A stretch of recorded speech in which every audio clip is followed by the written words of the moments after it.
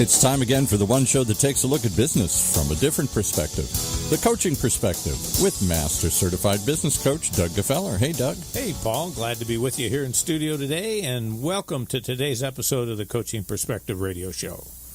I'm a Master Certified Coach by the International Coach Federation, and I've been coaching leaders and their teams for 21 years, helping them to clarify their objectives and reach their goals. And if you'd like to know more about my coaching service, just go to the website, thecoachingperspective.com.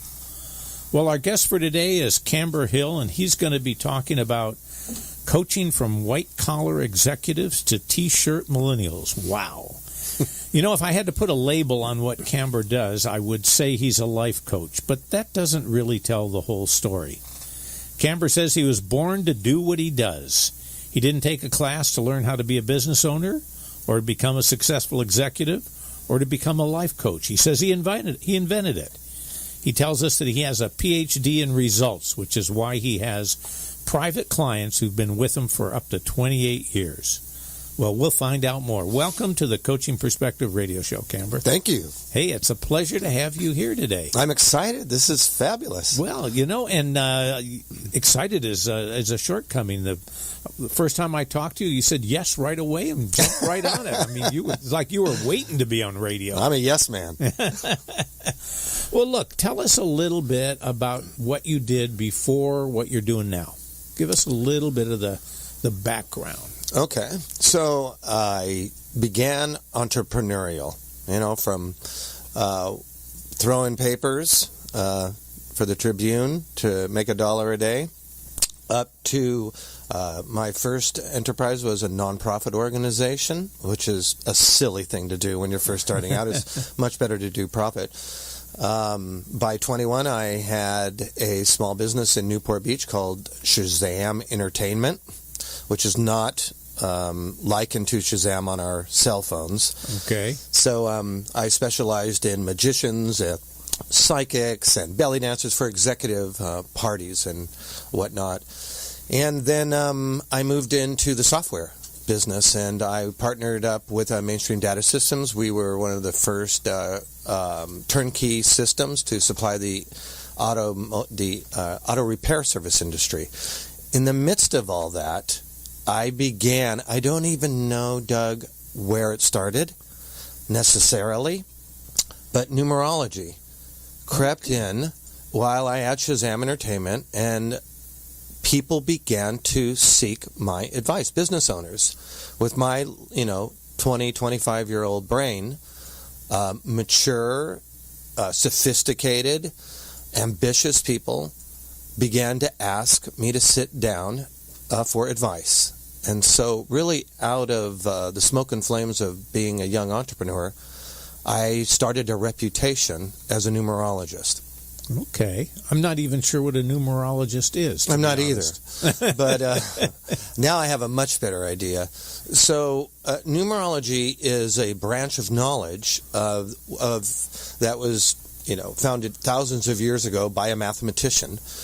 And what he discovered was that human beings, once on the day that they're born, on the month, the day, and the year, just based on some simple numbers, you could actually begin to understand the weaknesses and the strengths that a person will endure, or that they will polish and sharpen, or that they will want to ignore. There's a lot of secrets about the way that we feel and that we think that are actually buried into these numbers that have, I call them personalities. Okay. All right. So, yeah, and then there are common things that no matter, there's only, in numerology, there's only 9 single digits, 1 through 9, and then there's 11, 22, and 33. Just on those numbers alone, each person is kind of like a recipe. It's like baking a recipe, and all these numbers have certain ways of playing themselves out, and it's how they end up in combinations. So, for some incredible reason, I became keenly able to sit with a person just based on those numbers in front of me, and a dialogue would begin. Interesting. Yeah. And really, I mean, at 21, you didn't have a ton of experience behind you. I did not. Yeah. I did not. And the people seeking my help were much more educated, well-rounded, traveled, However, the things behind most of us, especially the more decades we're alive, there are the elementary parts of us. And I was able to unearth those. You could say in this day and age I would hack. I would hack into the heart and soul of the person in front of me who was troubled by some circumstance, or they were just ambitiously after something particular, expanding business, getting the board of directors more on their side, wheeling in their children who had got a little bit out of control, or themselves, their spouse. So it's all relationship related for the most part, which I do. Okay. It's understanding the spark and the flame behind the relationships and then managing them with some grace, not stumbling, but gracefully managing the relationships. All right. And then where'd you go from there? Well, I did it up until 30, where I actively, did these businesses. And then I went into corporate America because I thought, well, if I can manage to do this with my private people, then why don't I just take this, information, this wisdom, shall we say, and go into corporate America? So I did that for a decade. Working in television and in radio, and then finally in the IT world by the time I was 40. So at that point, that wasn't really a great scene for me. Cubicles, they're fun, but... You're not a cubicle guy. Not we don't know each other that well, but right? I can tell that right away. I'm too loud, Doug. You're bouncing off the wall, too. Right? So I'm better out in the fresh air, doing my own shtick, and helping others who might be in a cubicle figure out how best to handle it. But, at one point, there's a taboo, Doug, it's really kind of a bummer, quite frankly. But I could be sitting with the CEO of a Fortune 500 company, or a much smaller business that's prosperous, and just the fact that numerology sounds a little spooky, or it could be associated with astrology or any other type of esoteric kind of thing, they may get the riches from it, but God forbid that anybody working under them should know about that. So I made a decision that I was going to distance myself from that. Why not just use my box of tools and begin to develop a serious reputation as a coach? A coach didn't even live at the time when I started. When was this? Well, at 21 in 1983, there wasn't words like coaching. You were either a consultant or you worked for somebody. And a consultant usually meant nobody wanted to work with you anymore because you were too old and you had to come up with a new title for it, But that was then, this is now. So I had to use other monikers and divide, ways to explain myself, but now I'm free and clear of that. And now those little tools are things that are kept to me in order to provide me with insight into my client and get them to their ultimate performance and their objectives. Okay. Did that make sense? Yes, it did. It did. No, it did. And you shared it with me before, and it made sense again. So that brings you up to then sort of leaving those entrepreneurial ventures behind, moving into, let's say, life coaching. Catch us up from there. Okay, so, primarily, I will attest that in the early days of my practice, the person that was most likely to look outside the box, Doug, and do something other than standard practice for solving their problems were women. Very smart women who knew. I think women, just by virtue of their gender, and because a lot of women becomes mothers, they're entrepreneurial. I believe that women are naturally entrepreneurial. And if you're naturally entrepreneurial, then you don't stay on the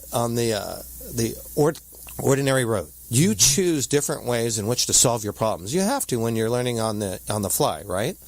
Well, therefore, women who became into powerful positions were looking for ways to solve their banking issues, how to move the bank into international flavor, how to get their human capital into proper working conditions in better ways.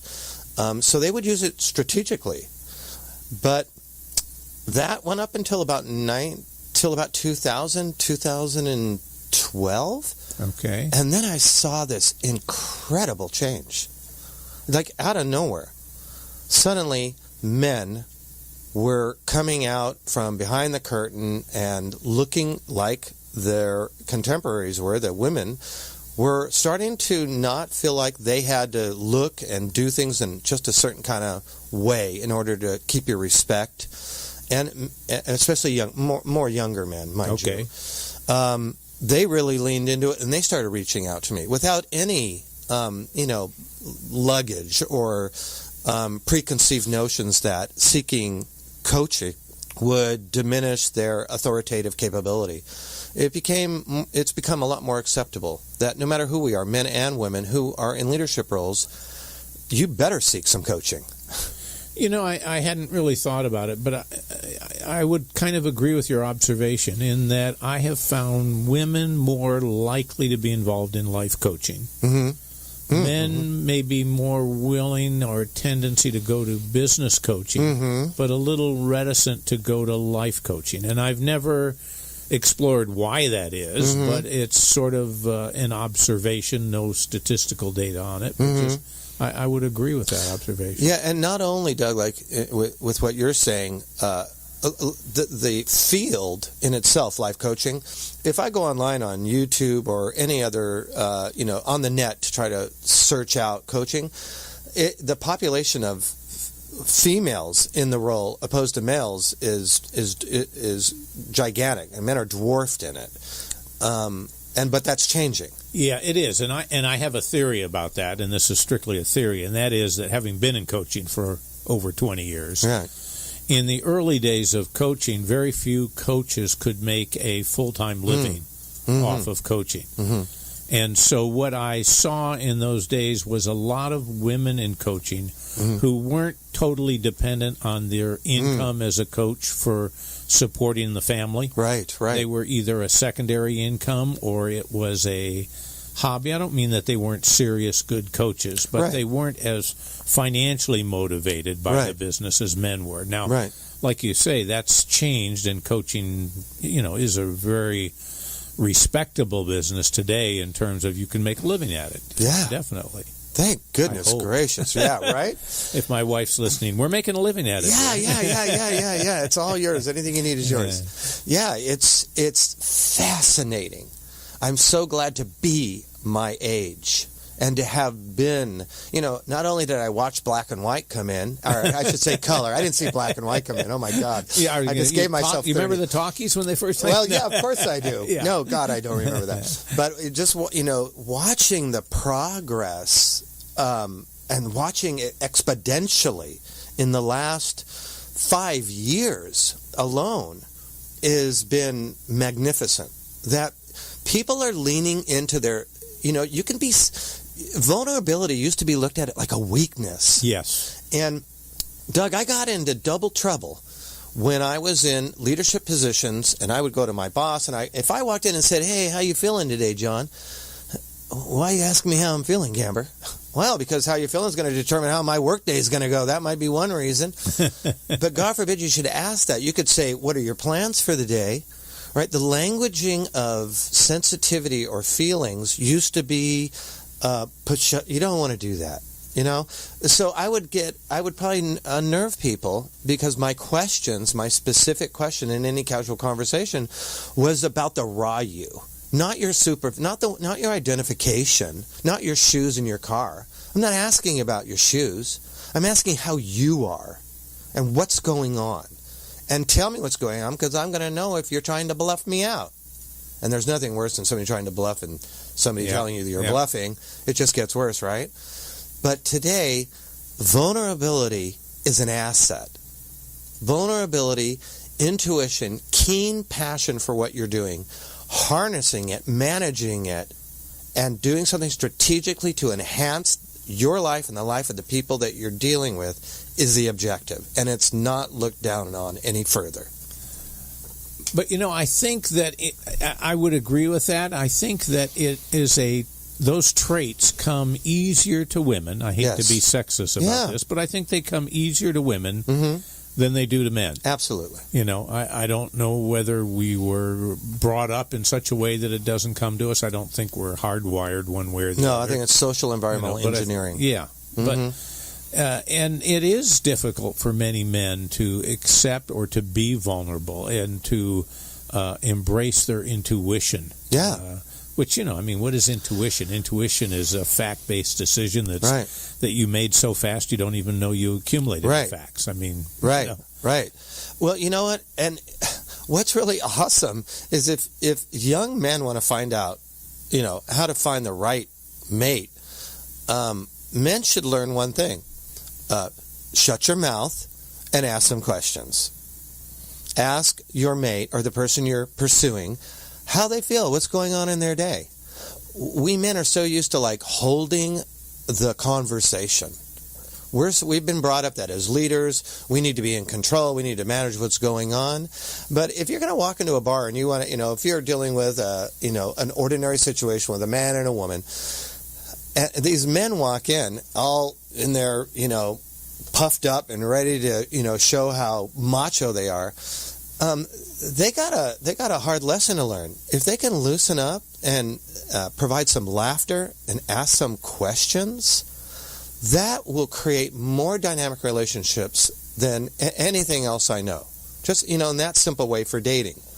Boys, close your mouth and ask some questions and listen while you're at it. Oh yeah, there you go. So now the tough really part comes listen, out. Right? Don't think about your wrenches and your objectives tomorrow. The chick at the next bar that might be a better hit. Sit there and listen and use these what I would call feminine skills, right? Because it doesn't matter whether you're male or female. Men, I think, who are in the coaching business, who reach any level of true competence, have a very feminine passion for interest in seeing things become into its potential. That's a very feminine thing.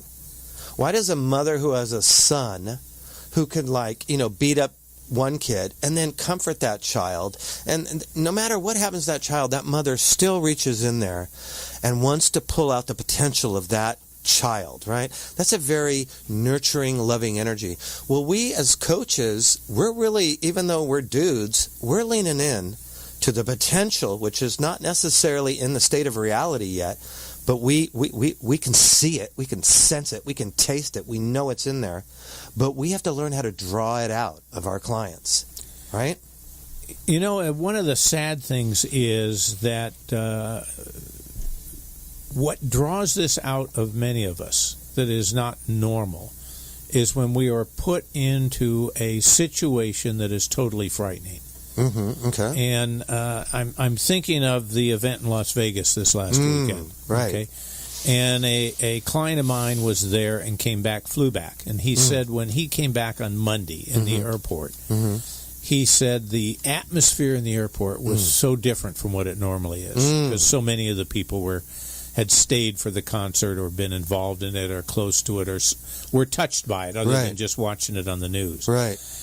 But he said he was so encouraged by the nurturing that he saw people providing to one another. It's awesome. Whereas normally, you go to the airport, you look at the line, and the men are all thinking about their business, and they're all getting ready. Maybe the women are too. And, we're not caring about the person standing next to us. But in this kind of environment, all of a sudden, everybody was willing to step out of their comfort zone and express feelings and express support and concern for one another. We in a moment like that, I mean, they've measured it through science and stuff. At a moment like that, simplifying it, we become one. But it's already a fact that we're all one. It's all one.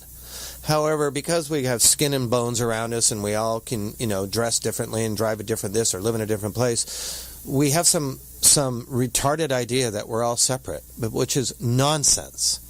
We're all connected, intricately connected. So many of us were affected just by last week. I could feel, Doug, I sensed at the end of the evening, and I'm not a news watcher, I don't get infatuated with dramatizations, but there's been a few times now in my life, and this past week being one of them, where I got drawn in, and I became overwhelmed and wept, sitting at my kitchen table in the middle of my work, suddenly overwhelmed. And what I know is that this energy, this thing, my fellow human beings on the small green planet is moving through me at all times. Everything is moving. I'm not just sitting here. I'm a part of what's happening, right? So when a catastrophe like that happens, I want to position my brain in the most constructive fashion possible so that I'm participating in a productive outcome. No matter how hairy and horrible, it's to be compassionate, not to just be sweet and nice. Yeah. Because that's one energy. Yeah. That's a little sloppy energy. I think compassion is a powerful energy of I help. can relate to it. I was watching it and thinking, why am I just trained as a business coach? Gee, I wish I was a grief counselor. Oh, wow. You know? Gee, wow. I would have loved to have the training to be out there and provide real support, because I see every day what my coaching does for people in ordinary life. Right. But what about in those moments when your life is not ordinary? Wouldn't that be phenomenal? Well, to what be about able to that? Step out and help. What about that, mister? Yeah. Why not make that offer to a local agency and put yourself out there? Because you have all the tools. It's a chameleon, box of tools that you have that can be applicable. I can see you sitting there and really adjusting somebody's consciousness, who might be suffering, and lighten their load by simply your presence and your compassion. Yeah, it would be a fantastic opportunity to give back. Yeah. And so I see, taking us back a little bit to where we were, I can see what you're tapping into, and I can see why, from a social point of view, we are starting to see the men more willing to step into these roles. Yeah. It's more acceptable. Yeah. For them to do it. I have football players, that I work with. I mean, the first time I had a football player, I was like, "Are you kidding? Is he going to relate? Can I relate to him? I don't have any shoulder pads, and I haven't broken anything or jammed my head into it. I mean, can I do this?" That football player cried more than anybody I've ever had in my chair before. Easy. Look, the producer's waving at me. Let's take a break. We'll go to a commercial, and then we will come right back here in a couple of minutes. Awesome. Okay, the break's over. That's a shame, because those of you who weren't here for the break, we were having a fascinating conversation. We sort of took off from where we were on the air, and Camber and I got into this discussion about the identity crisis and the life coaching impact of identity crisis. You want to share that a little bit with the audience, where you were going with that? Yeah, Doug, it's the more comfortable we are, we all strive for that, right? Sure. I mean, that's really what we strive for. Most of us are looking, when is my next great meal? I mean, that's a really, human thing. Am I safe? Am I safe? Am I, where am I going to eat? Maslow's hierarchy, we got to satisfy all those basic needs. Right, those basic needs. And then once we can plateau and get it all managed, right? And then we just manage, right? We manage until something hairy happens, something, divorce, death, being terminated, getting fed up and then quitting, the loss of a child. A parent. Some people, just a parent alone can really wipe some people out. I call these inflections. There's these inflections in life, and when they happen, we have to step out of what we have been managing, and suddenly a spiritual quest kind of opens up. And in this moment when you just something opens you up, like having a heart attack and having your chest opened up. It can feel like that when you're hitting these moments. You suddenly ask, who am I? Am I my college? No, I am not my college. Am I my neighborhood? No, you're not your neighbor. Am I my career? Am I the husband? No, you're not the husband. These are all particles of who you are. These are things that you have decorated your life with. These do not define you. So I find out that when I ask my people, who am I ask them to say that. Who am I? They are dumbfounded. It's a tough question for most people. Because they'll use the things. I am a doctor. I'm a doctor of medicine, or I'm an architect, or I'm a television producer. No, you're not. No, you're not. No. Who are you? Okay, get back to me next week. Because you got to sit with that. Identity, once you break loose like a barnacle off of the pier, and you can get into the flow of the ocean, and you can begin to get a sense of the dynamics that are within you, the sky is the limit. But you need to, of course, attach yourself so you're just not being tossed about by the currents and the times and the dramas. You need to go, okay, out of, like, who am I? I am a coach, morning, noon, and night. My job is to bring out the ultimate potential and to keep my people safe and to have them be successful. That's who I am. I can't turn it off, right? I don't just walk out the door of my office and turn into some other dude. This is really, now, I'm doing 100% who I am. Is a transformationalist? I know it sounds weird, but... See, and the key thing there, which I want to make sure people don't miss, is when you speak that powerfully about who you are, I am a coach, it's not because that's where you're making your revenue. No. You know, it's not because that's what your business card says. No. For you, the way you described it is, I am a person who has these attributes which coincide with the way you would define a coach. Correct. But you could stop being a coach, you would be the same person. I can't help. I didn't even want, Doug, quite frankly, let me just give it to you straight. I did not want to do this. I wanted to be an attorney. First it was a oh no, not an attorney. Yeah. Well, first it was a priest. Definitely need help. Right? I could do an argument. First it was a priest. That wasn't good. I didn't want to wear a dress. They don't wear that anymore. Yeah, you could. I missed it. I missed it. And then it was a lawyer. And then I decided, in my teenage days, I wanted to be a manufacturer. I mean, I grew up in a neighborhood where everybody was the vice president of something, And so I associated that was life. That was reality. So my ultimate job was I wanted to run a corporation. That's what I wanted to do. And everything I've disclosed to you reveals my intention. I was a business, co-creator. I dig that, right?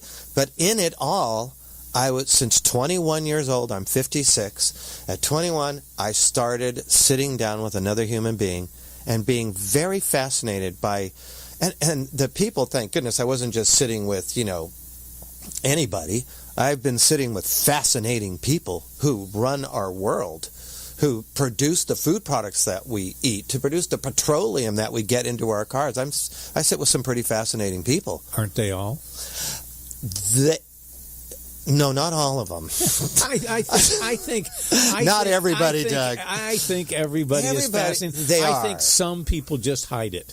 Well, some people never got to, and here's the difference, Doug. The people I'm referring to are people who said, "Oh, I'm going to do this." I mean, and they got some grit, and they had to do it, right? Okay. Well, there's many people who, and it's all equal. Are they all fascinating? Yes. I can sit with somebody who bakes, and because I'm not a baker, but I'm fascinated by recipe, by different ingredients that go in to make up something fabulous. And that they do that on the spur, and they do it out of love, and they share it with their neighbor. I'm like jealous of that person. So, yes, everybody is special, and everybody is unique. But not everybody has to grovel to get where they are. Those are the people that I really am fascinated by. So that's how I would define it. People who really have to put their skin in their... They've made a commitment. They made a commitment to something bigger, and they went after it. And that's typically the person, Doug, who comes to me. It's not the more quieter person. And what do your clients generally come to you for? What are they looking for out of coaching? Well, oddly enough, there's been a turn in my business, Doug. that I did never expect, which is couples.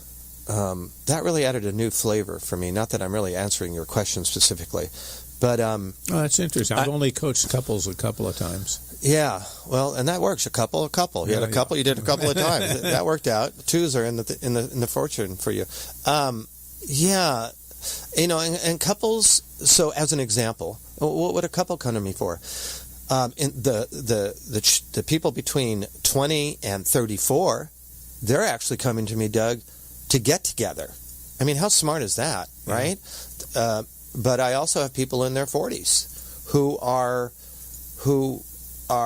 wanting to get together, and they've been together before in a contract of marriage, but they need to figure out why their spouses are getting upset with them, and because women have a lot more liberty now, everybody needs to be participating properly in their behavior in order to win the other, whether you're gay or straight.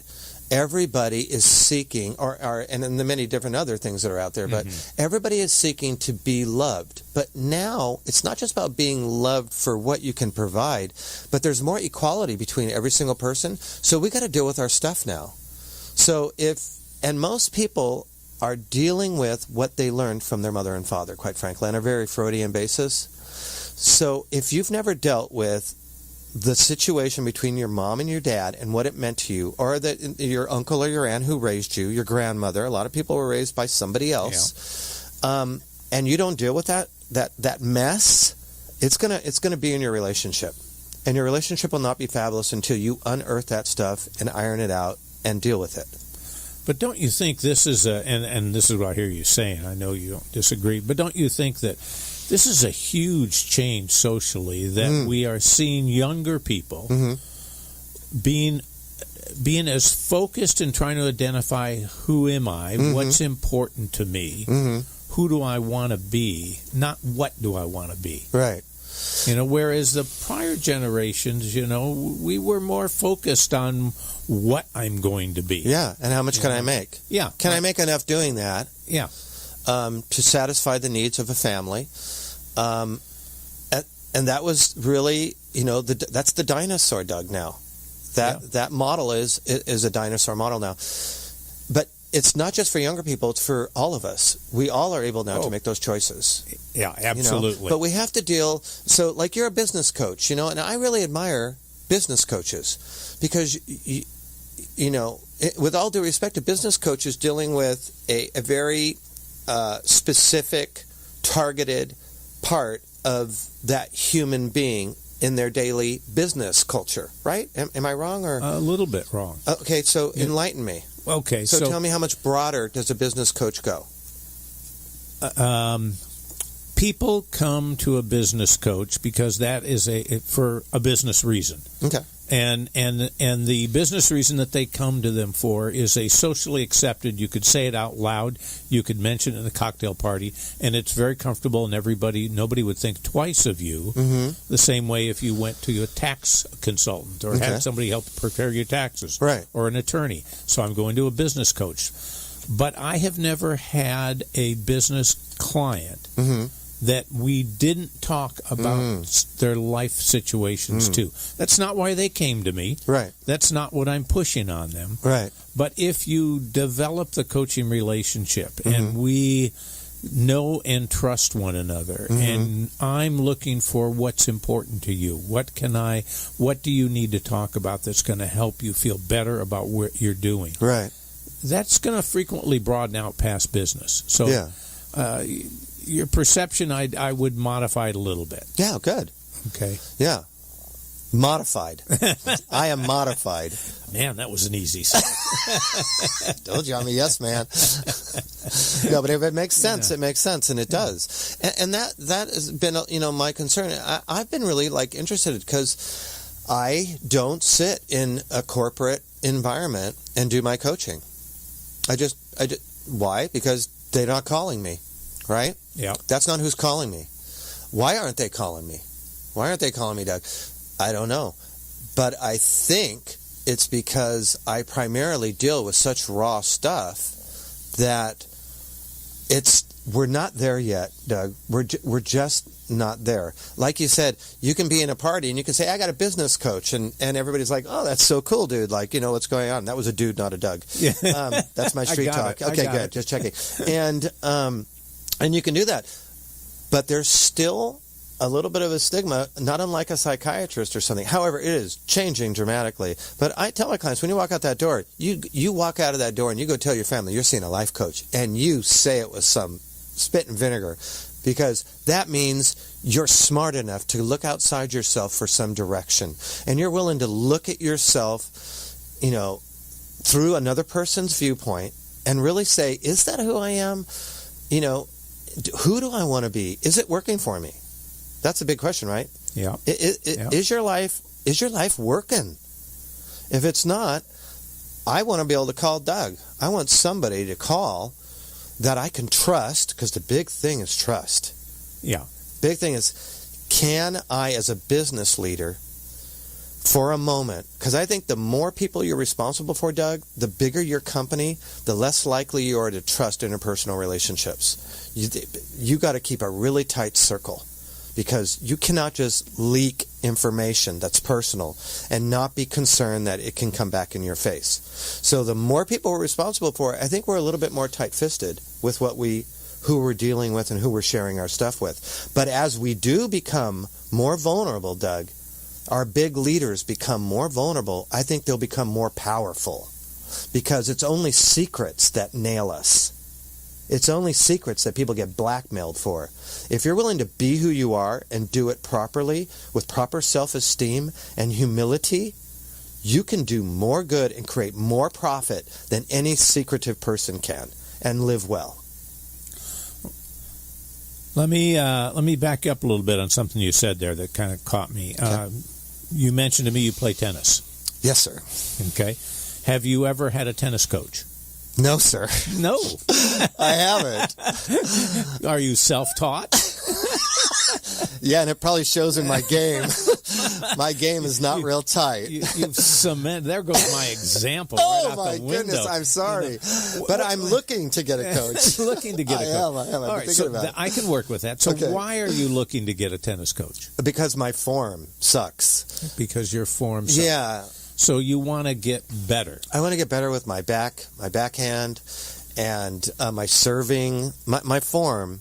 So, I do a lot of snooping on the court, I'm always lit, but unfortunately they're always teaching like 6-year-olds, and so I'm not getting some really good stuff, but not that there's not a lot of good stuff in 6-year-olds, but the mentality. Prove your grip. Right? Don't let it slip. No, and I just had to ask somebody the other day, what is the proper way? I've been holding it like this for 25 years.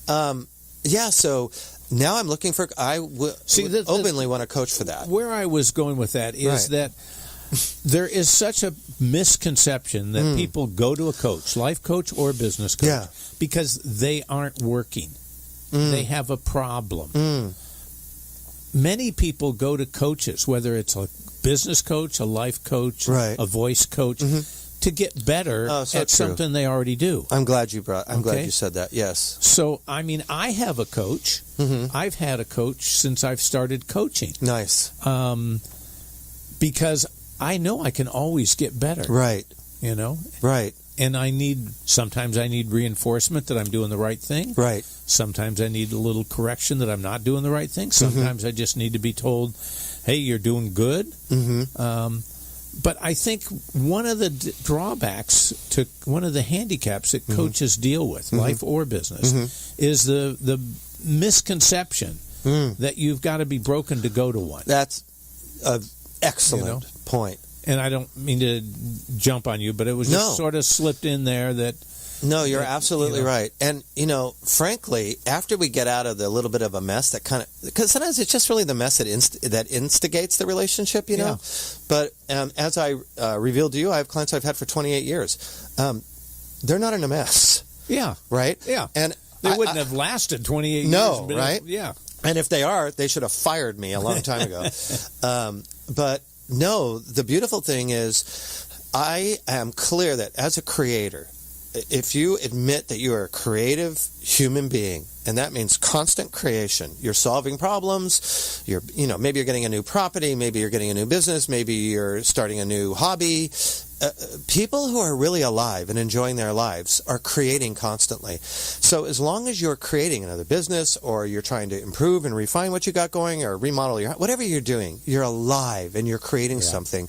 You are best by having a coach, so that when you get into these little tiny weird places that you don't want to discuss with your husband or your wife or whatever the case might be, or your dog's not giving you good advice, then it just makes things grow that much bigger and faster. Yeah, and it's fun for the coach too. We had a woman we talked to a few years back on the show, and she was a professional ice skater. Oh, great. And she was not. How do I say this? She had been doing it for a number of years. Okay. Okay. She was a senior skater? I don't know. I don't want to go there. Okay. But she was constantly using a coach, refining her techniques, making them a little bit better. Right. To keep, because there's no end to, as an ice skater, how perfect can you be? Right. Right. And I think everything's that way. Right. And to me, that's what coaching offers. And I think people see it more easily in business coaching. They can grab the concept that my business isn't failing. That's not why I hired a coach. I think a coach might help me make it better. Right. But I don't know that they see that as clearly when they go to a life coach. Well, I don't either, and I would like to see that change. Yeah. Because again, everything is connected. So the fact that you can we have so many instances where top-notch people who have earned a lot of kudos from us kill themselves, or our suicide rates are sometimes up now more than ever, especially with our young people, with all the stuff that it's available, right? Because the one thing, Doug, we have the most incredible technology. We're sitting in a building that uses the word tech. I mean, tech is like the sexiest thing in the world, right? But it's our human development that is minuscule compared to our technological developments. So if we just lean into the conversations, Doug, the conversation about who am I, all right? Very strictly elementary, indeed. Nonetheless, it will begin a conversation amongst all people that begin to go, okay, who am I and how can I bring this to the table of my corporation, to my board of directors, to my home, to my courtyard, and begin to unleash some of the things that are just your interpersonal most thoughts and begin to integrate it into the rest of your life can be a really great way to jack things up and get things moving ahead. I'd love to do a survey of the general population and find out, when was the last time you questioned yourself as to who you are? What's important to you? I mean, there's those points in life. You turn 21. It's like, okay, now I'm an adult. Right. Who am I? What am I going to do? What do I drink? You get married. You have kids. Right. There's some of those key sort of chronological benchmarks. Social benchmarks. Mm-hmm. But really, why aren't we asking that every day? Right. And especially once you get past 40, I think if you get past 40, you should be thanking the Lord above, right? Or whatever above. Because you get through 4 decades, life just starts to get fascinating. Yeah. Those first three decades are painstakingly, you're really kind of on a track that you've been taught. But at 40 to 50 to 60, the seasons change. Each decade is a season to me. It's a season for rejuvenation, for reconsideration, and for how are we participating? Is it still working for us? So each decade you get to ask yourself that question and reinvent yourself. Cool. Hey, look, we're about to run out of time here. Before we wind up, how do people get a hold of you? Oh, well, I am what I am, camberhill.com. Camberhill.com? So, yeah, camberhill.com is my website. Okay. And my number, my coach, that's my phone number, 562-MY-COACH, which is 562-692-6224. Again, it's 562-692-6224. But, I'm so clever. It's like, what do my clients think when they need to... How do I get a hold of my coach? Oh, that's right. That's the number. So what kind of clients are you looking for these days? Who would you like to have listening to the show that would call you up and say, hey, Camber. I've got to talk. Well, anybody who my voice speaks to is the person I should tend to. If I could cherry pick, I just like watching my work reach more people, Doug. Really, I would like to play a bigger influence on the way in which our business world is functioning. And maybe I'm being childish. Oh, no, I think it's a great goal. But do you think I'm a fit, Doug? You would know. Can you sit here across the table from me with the laughter you've heard come out of my body and with my ideas? Do you sincerely think that I could be of help? To the corporate conditions. To improving the easy answer is to some and to some not. Yeah, right. But I mean, any one of us has that. Yeah. I mean, there are some that I'm not a fit because they look at me and they go, gray hair. Can't fit, you know? Well, I'm with you on that. And I mean, I'm not against your gray hair, having your gray hair. And that might not be Right. necessarily a younger person. It might be another older Right. person that's sitting there with no hair looking at me saying that. So I don't know where they get off of that. Right? But you know, it happens. So everybody's got a image of who they're going to be comfortable with. Right. But right. you started out the show talking about relationships. Right. And I think that's the key to getting clients anywhere. Yes. Can you get in an environment, create a situation where you can start to develop a relationship? Because once I talk to you, I'm more interested in you than I was when you walked by and said hello first. Yeah, sure. Okay. Yeah. It's a guy that laughs a lot. Okay? Laughs loud. Right. You know, that doesn't do anything for me.